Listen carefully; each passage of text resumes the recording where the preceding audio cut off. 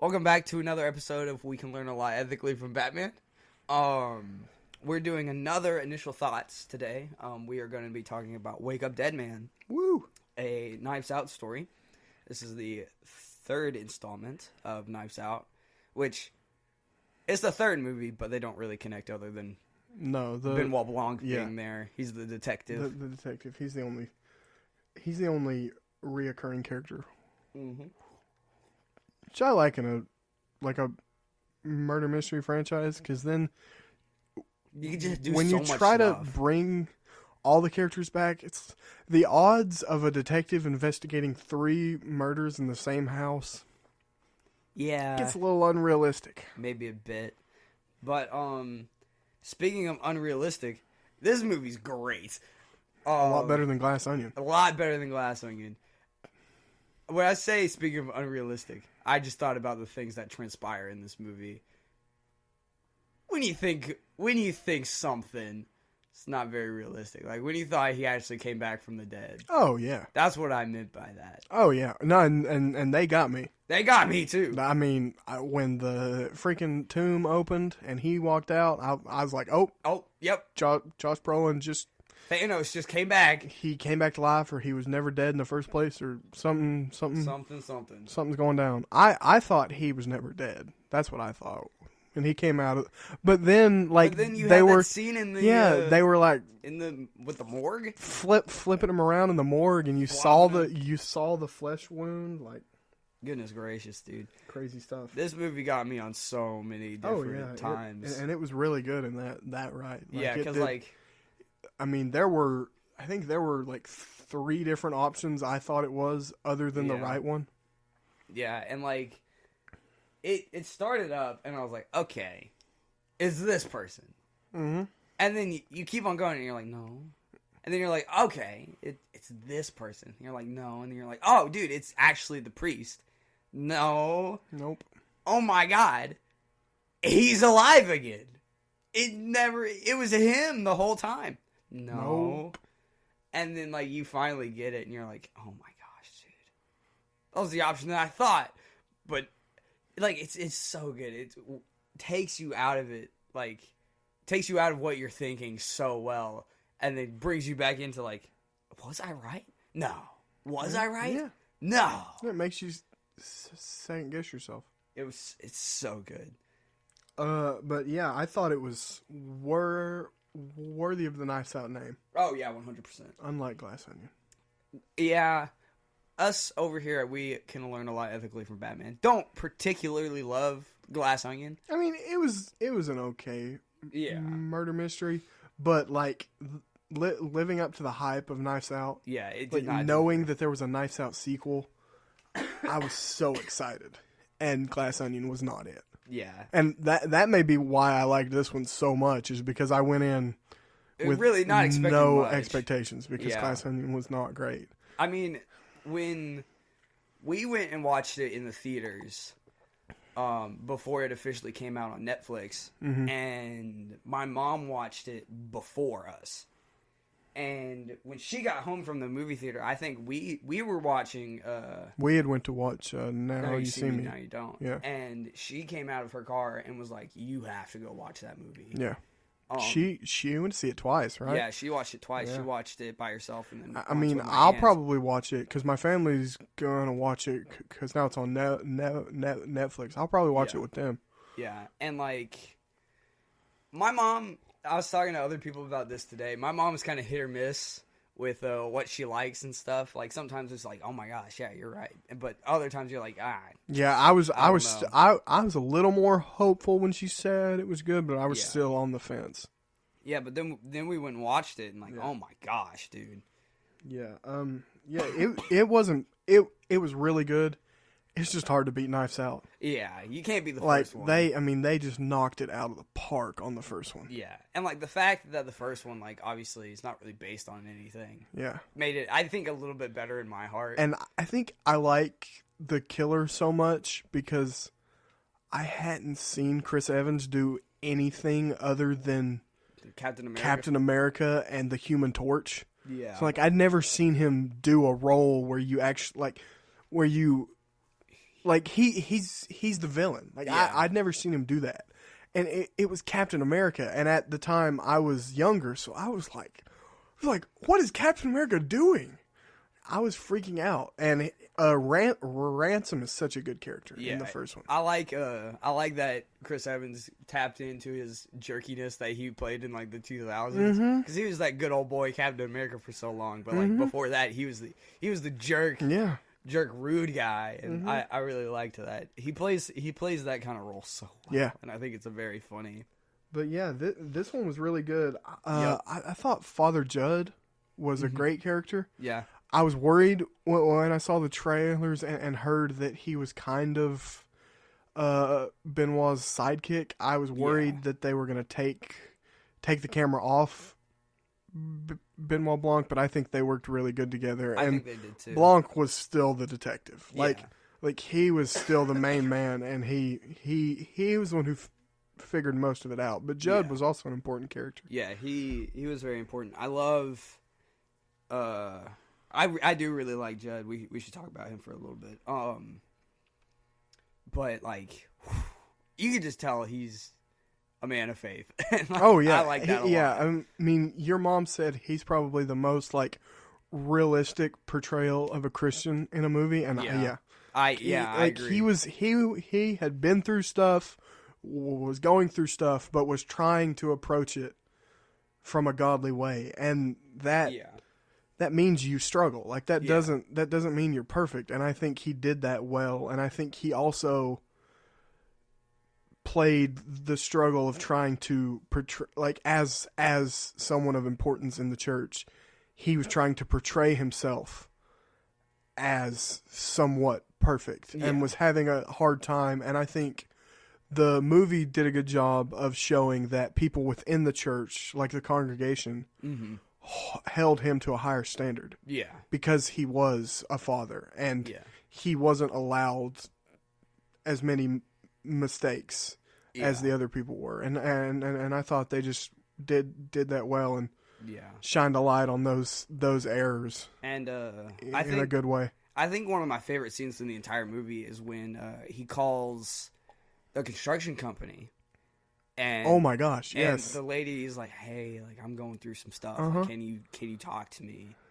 And like the way he like instantly switches from like I need to get this done to like, it was a very like stressful moment for him and Benoit trying to figure out the case, and Benoit's still freaking out like we have to figure out this case now. Yeah, and Judd's like just hold on a second. Hold on. Like, as soon as she started talking about what she was going through, he put the case away and was like, this is more important. Yeah. And sat there for...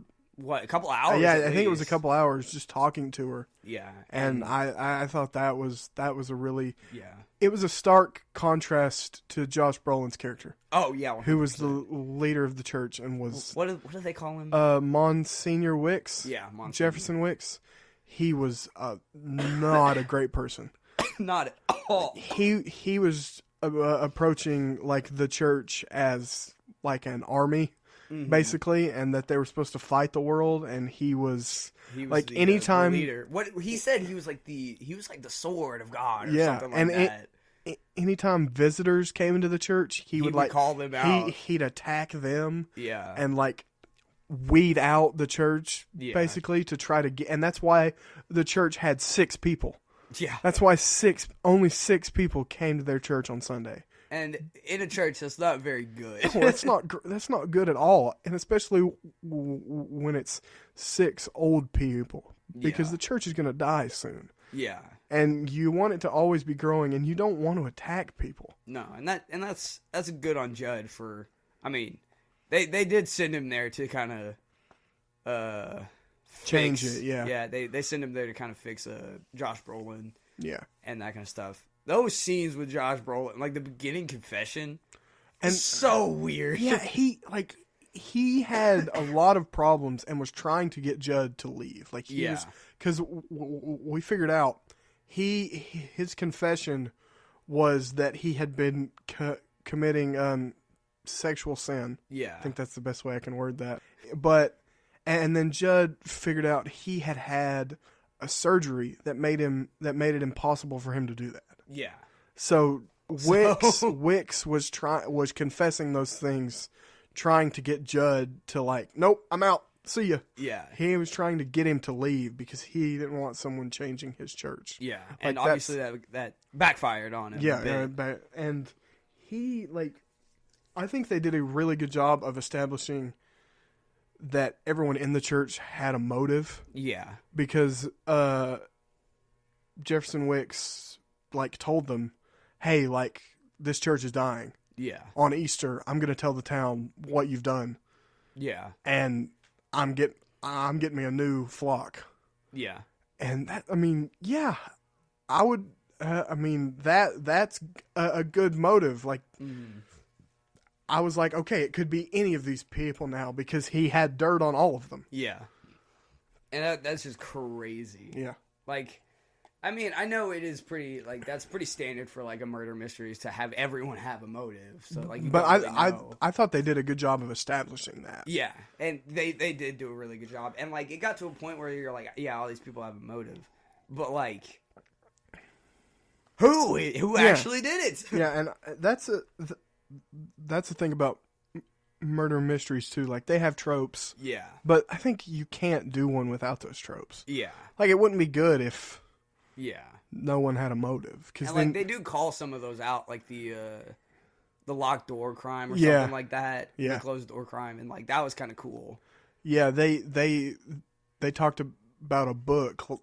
Like, they brought up a murder mystery book and talked about the tropes in it to try and figure out who had done it. Yeah.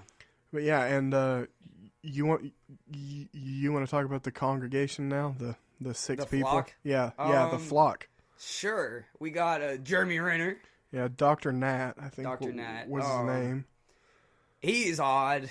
Yeah, I mean, they're all really well, yeah. weird. But his wife left him. They took their kids. Took the kids. Took most of their money. He was drunk the whole movie. Yeah.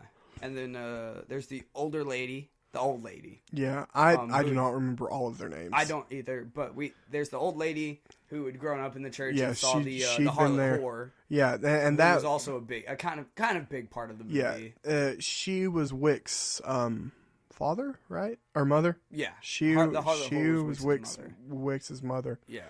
And she so the whole story of the church was that Wick's grandfather he'd made a lot of money through the church and had turned it into a diamond, like put all of his assets and bought a diamond that he called Eve's Apple. And he cut his daughter off because she did not live a godly life at all. They said she liked wearing revealing clothing. Yeah. But he cut her off. And he died trying to protect the Eve's Apple, the diamond from her, and which we got one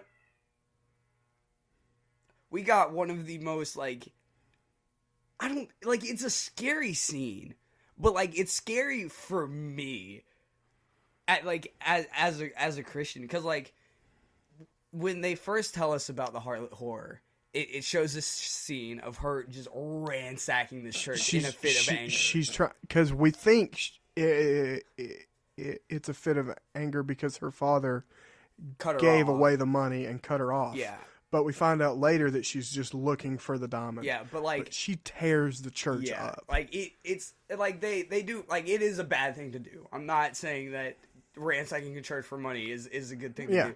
But like it is painted in a more worse light. Yeah. In the first part, but like when we were watching it, like it was all red and like it was stressful and she was just going at it, And like I leaned over to Carter and I was like, she tore the cross off the wall. yeah, she chucked the cross off the wall, broke the statue of Jesus, like ripping up this Bible. And like Yeah, I leaned it over was to Carter, wild. and I was like, I don't like the way this is making me feel. No, and I mean that was on purpose, 100%. But yeah, 100%. it was, as a Christian, it was freaky.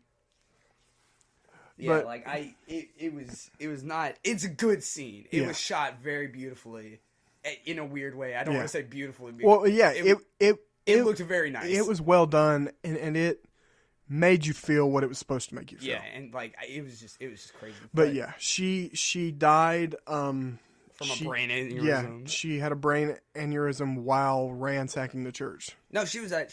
Oh Wix's, yeah, she was at the tomb. Yeah, she was at the tomb. She was trying to get in her father's tomb. Yep.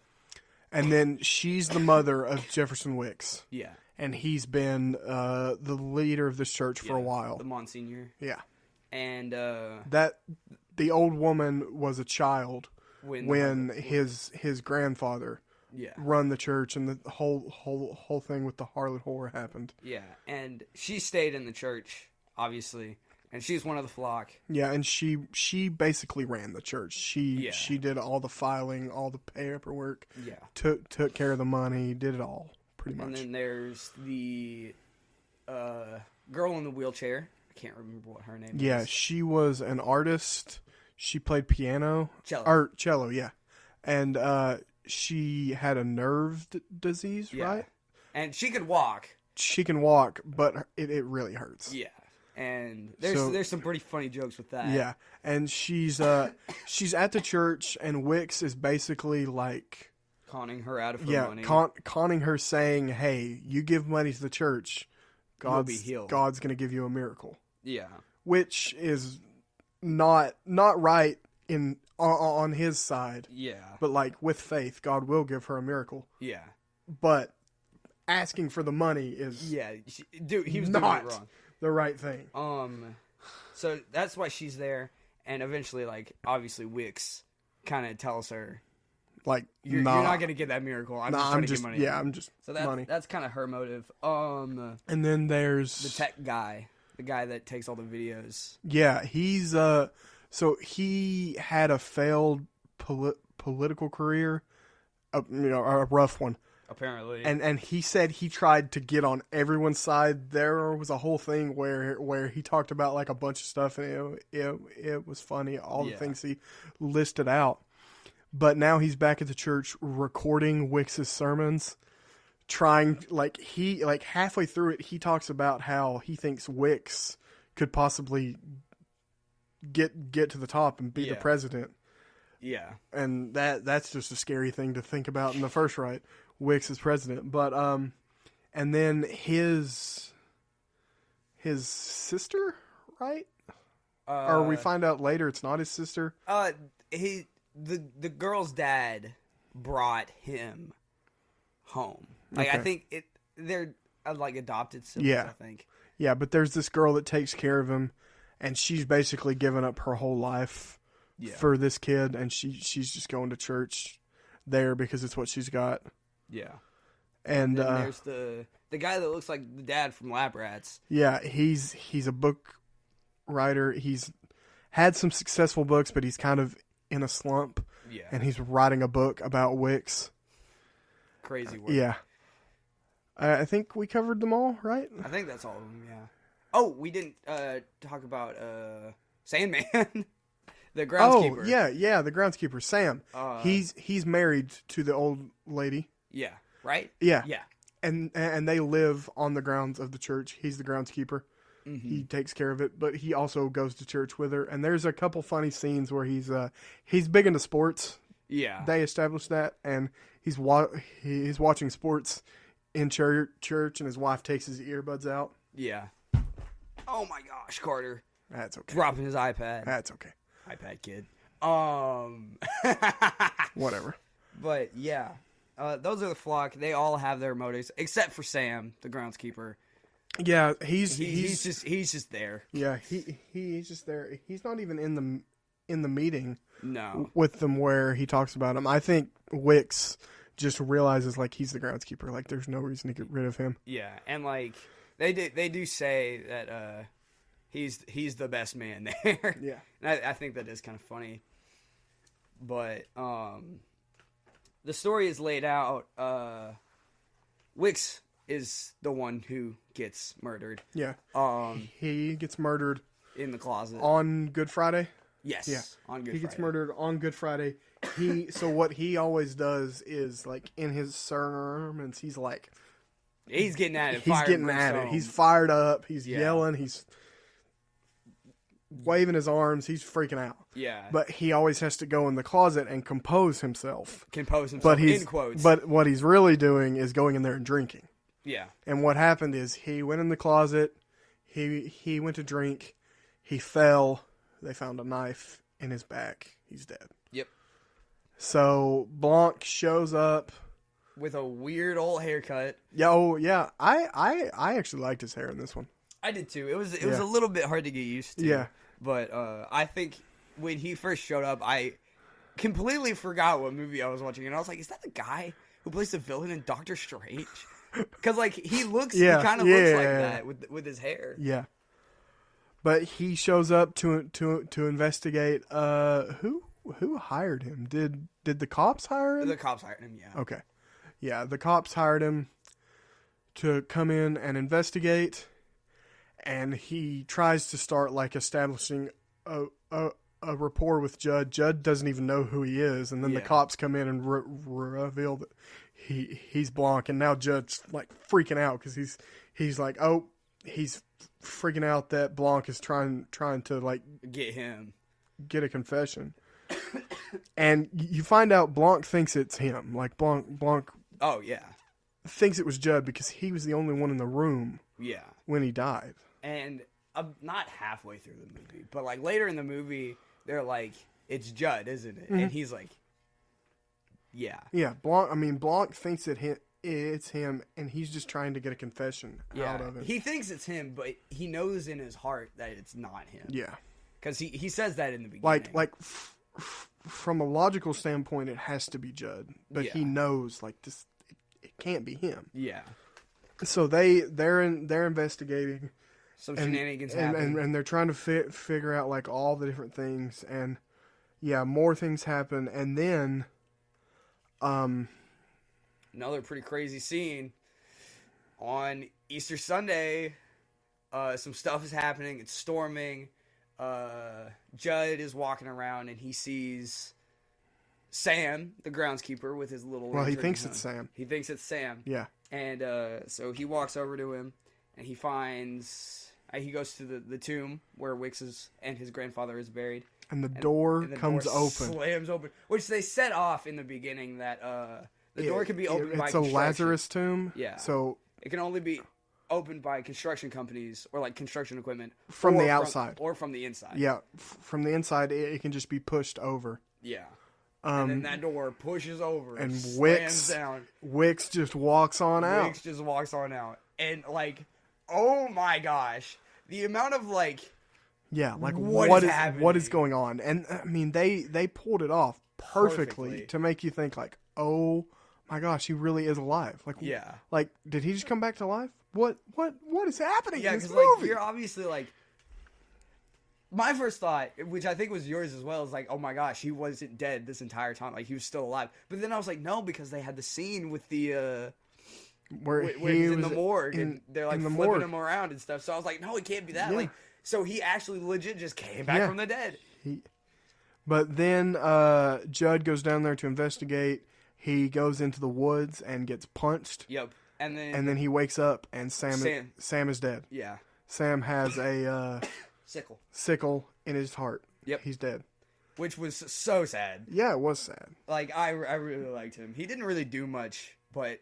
And we're made to believe that it was Judd, and Judd runs off, and Blanc is trying to find him. The cops are trying to find him. They think it's him. They think he's got 2 counts of murder now. And then there's a knock on Jeremy Renner's door. We don't know who it is. Jeremy Renner was always being kind of suspicious in the background. He said something about a plan. Yeah. And then... come back to Judd at like the police station. Yeah, and Blanc takes him out he like He the was gonna cop confess. cops are looking for him. Judd was there. He was going to confess what had happened. And then Blanc takes him out, takes him to Jeremy Renner's house, and they find... And oh my gosh. They find Jeremy Renner in a pool of acid. But wait. The first thing we see is Wicks. We see Wicks. Wicks is down there. Wicks in the basement. But he's dead. Holding, like, he appears to be holding something in a pool of acid. Yeah. And then they drain the pool of acid, and it's Jeremy Renner because he always had his ring on. Yeah. And the skeleton has his ring on. Yeah, and like the scene where like it's draining and like Wicks's arms are also in the acid and like it like goes down. Give me the willies, bro. Yeah. And then they go back to the church. Right? They do go back to the church because Blanc has figured it out. Yeah. And he brings everyone who was alive back to the church, and he has his big gotcha moment, but he doesn't know. Yeah. He says, like, I really don't know. There's no way this could have happened. Like, there's got to be a logical explanation, but as far as I can see, there isn't. This is impossible. Like, Wicks really came back to life, killed Jeremy Renner, Judd killed Sam, and Wicks the first time. Yeah. What happened? And then everyone loses faith. Yeah. And leaves the church. Leaves the church. Except for the person who did it. The old lady. The old lady. We figure out it was her. And Blanc said he knew it was her. But he needed her to confess of her own will. Yeah. To Judd. Yeah. Father Judd. To Judd. Like, he wanted her to do that. And she told the whole story about how she put poison in his drink.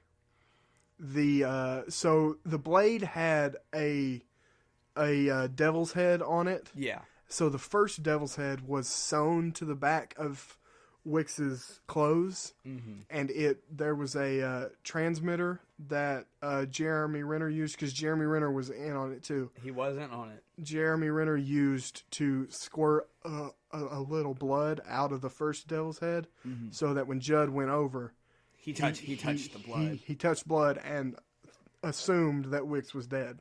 Yeah. And then the old lady freaked out, collapsed, and got everyone's attention. And then Jeremy Renner, the doctor who should be at the body, actually put the knife. Yeah, actually stabbed him and killed him then and there. And killed him right then and there.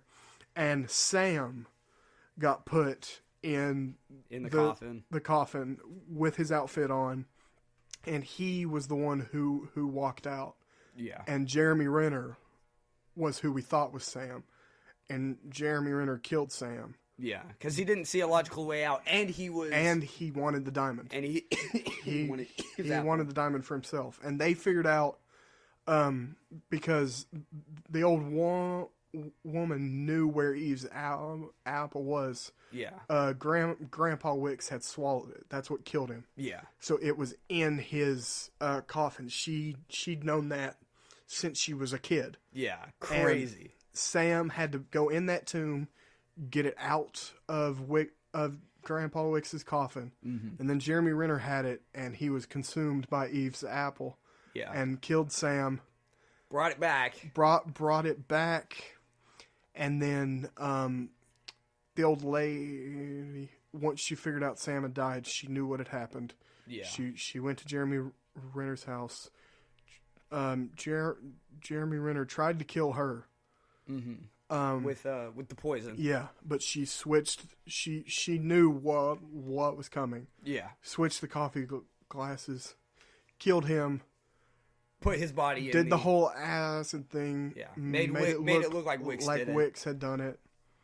And then, how did she die? Because she had the poison too. She knew what she had done, and she was like, "I gotta die now." She did it. She took the poison. Yeah. Because she was like, I've sinned this much. Yeah. I've sinned, and I need to go. Yeah. So she took the poison. She took the poison. And that's what Blanc realized. Yeah, Blanc saw it on her lips. Something about it discolored your lips, and he saw it.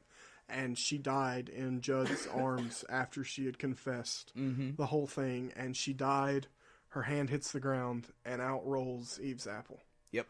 Out rolls the diamond, and case closed. Case closed. She did it with help with Jeremy Renner. So pretty much everyone, I think at that point they'd all kind of left the church. Yeah. So Cy, we figured out the guy who was recording stuff was Wix's son. Yeah. And Wix didn't want to say anything about it because he'd done it with a woman who he didn't even remember at this point, so he didn't want.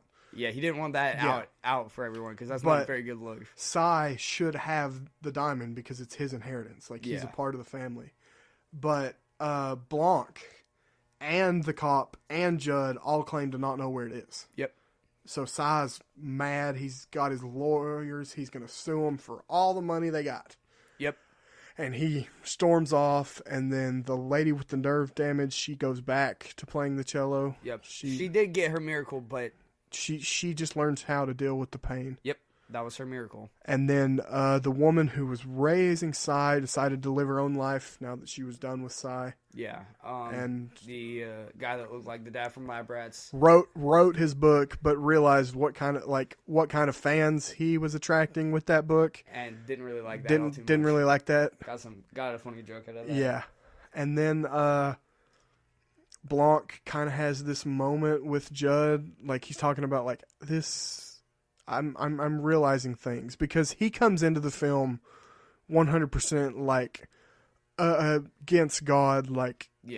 There has to be a logical explanation for everything, and which makes sense for him. What you're teaching is a bunch of crap. Yeah, it's a bunch of you're giving people false hope.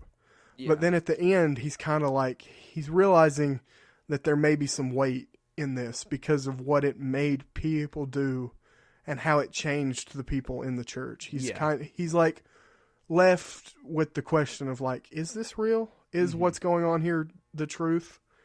And then it cuts to Judd in the church. He's the leader. No one, all the flock has gone. Yeah, and he fixes the cross. Yeah, he fixes the cross. It was there, but the harlot whore. Yeah, and Wix didn't put it up as a reminder of what the whore had done. Yeah. And so Judd had fixed it. He fixed up the church with the money from Eve's apple. Yeah. He had fixed up part of the church. And then he hid Eve's apple. He hid Eve's apple in the chest of Jesus on the cross. And the last shot is him getting visitors to the church. So we're left with the hope that his church will grow. Yep. Yeah. Fire movie. I thought it was really good. Dude. No, you can't beat the first one. Oh, well, of course. I mean, the first one was really good. But, this is definitely up there. Just under the first one. Yeah. And, one thing that I really, really didn't like about Glass Onion is that there's so much green screen, so much CGI. Yeah, that the island looks so fake. And, the first one is so real. Yeah. All practical sets, everything is so lively. There's so much to that look at. mansion is 100% real. Yeah, and that was one of my favorite parts about that first movie. And they brought it back to a certain degree. Yeah, I mean this church looks real. Yeah, practical sets and this whole set looks real. The lighting is so nice in some of the scenes, and the light coming into the windows and coming out, they use that as a symbol of God. Of God. Kind of. Yeah, Blanc has that at the end where he's in the church. He gets a sunshine on his face as he's leaving. Yeah, and that is really nice. All the stained glass looks so beautiful. Yeah, the church.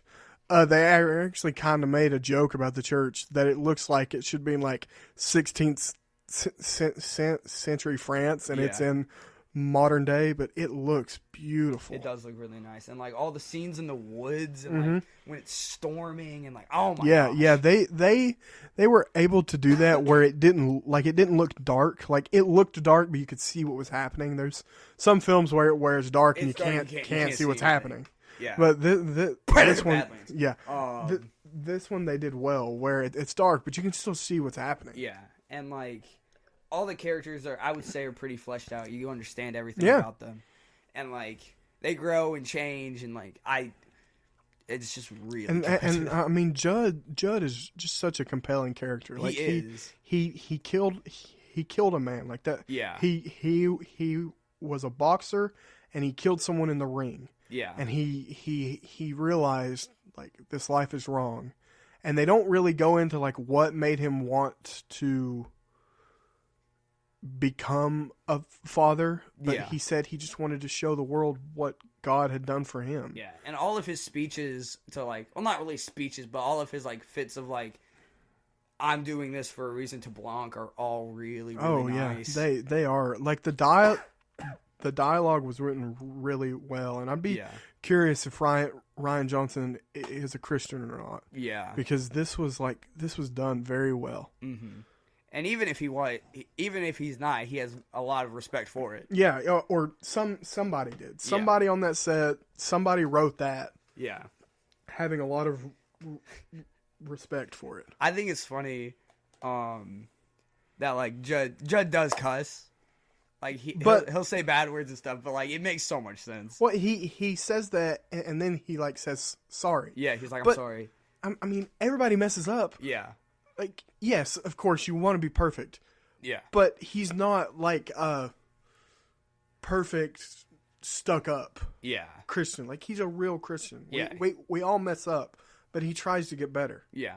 And I really like that about him. Cussing's probably part of his old life. Yeah. And he's just trying to get... And there's some things where it's like... It's just... It was kind of funny because, like, the old woman was telling him stories about the whore, and like he'd be like, "Holy sh!" Yeah. You know, and the lady would have like a look of like, "Oh my gosh, what'd you just do? We're in a church," and he'd be like, "Oh, sorry, sorry." It was pretty funny. Yeah, I like the joke where she would kind of sneak up on him. He'd be like, "Ah!" Well, she moved. Yeah, very quiet, and then the girl in the wheelchair got up one time, and the old lady, she lost her mind, like, "Oh my gosh, it's a miracle, you can walk," and she was like, "I can walk, it just hurts a lot." Yeah, she was just like, that was pretty funny the whole time. I think that was the hardest I laughed watching the movie. And like it kind of surprised me too, because at that point I'd forgotten about the nerve damage. So I was like, what is this movie? Yeah. Like, I thought, oh my gosh, she just got up and walked. What is happening? I think another pretty good... The jokes landed really well. But another one which was something that didn't happen in Glass Onion. But one of the other funniest jokes is, like, after she kills Jeremy Renner, she, like, throws him down the stairs. Head first. So he's like, his head bobs on every step. And, like, the way he falls in the hallway with respect to the stairs means she had to back him up and turn him around. And flip him over. Flip him over. Because he landed face down, and he falls face up. So she had to drag him back to the stairs, turn him around, and flip him over just for that joke. Yeah. And I think it makes it funnier. It does make it funnier. Like, the implications make it funnier than it probably actually is. Yeah. Yeah, that she did all that. Yeah. And there's a couple other jokes that hit pretty well, which, like you said, didn't really happen in Glass Onion. But yeah, I'm like, I was not excited for this because I didn't know how it was going to be. But now I'm excited for the fourth one. Hopefully there is a fourth one. Hopefully they'll make a fourth one. I think they'll make a fourth one. I mean, I think it did well in theaters, and it's probably number one on Netflix right now. I haven't looked, but it's probably number one. It came out a couple days ago. Yeah. So. If you haven't watched it, why you were listening to our episode, but thank you for being here anyways. Yeah. But go watch it. Yeah, go check it out. Even if you're like not a Christian or anything, it's still like a very entertaining movie. Still a good murder mystery. Yeah. And the guy who played Judge, Josh O'Connor, he's not really been in a whole lot. Yeah. But I think he's about to be. Yeah. Because his performance in that was really good. He hosted SNL last night. Nice. So yeah, he's kind of popular right now. And yeah, the cast is really kind of stacked in this movie. Well, and all three of them are, and that's what surprised me about Glass Onion. Yeah, is it's got a good cast too, and It not good. It wasn't as good. But yeah, all three of these have a stacked cast. All of them are decent. Glass Onion's definitely the worst. These two are pretty neck and neck. Yeah, I think the first one is the best. Yeah. It's one of my favorite movies of all time. Yeah. Like, if anything, I can just watch Knives Out and have a good time. Yeah, this one was definitely a sequel worthy of the Knives Out name. Yeah, definitely. What would you give it on a scale of 1 to 10? I mean, probably a 9. Nice. I didn't have problems. I was about to say I'd probably give it an 8. I don't know what deserves a 10 because there's not a perfect movie, but this except one, for The Amazing Spider-Man 2, obviously. This one comes pretty close. Yeah. Gosh. Jeez. Every time.